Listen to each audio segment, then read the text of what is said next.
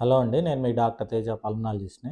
ఈ ఆస్మా న్యూట్రిషన్ సిరీస్‌లో సెకండ్ రీల్‌లో మనం ఏం మాట్లాడుకుందాం అంటే గట్, లంగ్ హెల్త్.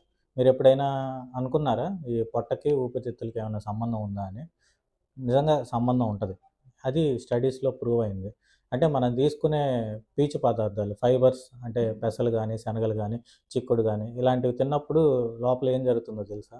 మన పొట్టలో ఉండే మంచి బ్యాక్టీరియా ఈ ఫైబర్‌ని తీసుకొని షార్ట్ చైన్ ఫ్యాటీ యాసిడ్స్ అనే కెమికల్స్ లాగా తయారు చేస్తాయన్నమాట. ఇందులో మోస్ట్ ఇంపార్టెంట్ బ్యూటరేట్ అనేది. ఈ బ్యూటరేట్ మన రక్తం ద్వారా లంగ్స్‌లోకి వెళ్ళి అక్కడ ఆస్మా వల్ల వచ్చే గాలిగొట్టాల్లో వాపుని, అలర్జీస్‌ని తగ్గిస్తది. అంటే లంగ్స్‌కి కావాల్సిన న్యాచురల్ మెడిసిన్ ఇది ఈ షార్ట్ చైన్ ఫ్యాటీ యాసిడ్స్ ద్వారా వస్తదనమాట. ఈ బ్యూటరేట్ ఉత్పత్తి కావాలంటే ఆస్మా పేషెంట్స్ ఖచ్చితంగా ఫైబర్ ఫుడ్ తీసుకోవాలి. దీన్నే ప్రీబయోటిక్ ఫుడ్ అంటారు. సో, నెక్స్ట్ వీడియోలో మనం పెరుగు ఆస్తమాలో మంచిదా కాదా అనేది చూసుకుందాం. ఈ ఛానల్‌ని సబ్స్క్రైబ్ చేయండి. ఫాలో అవ్వండి. Thank you.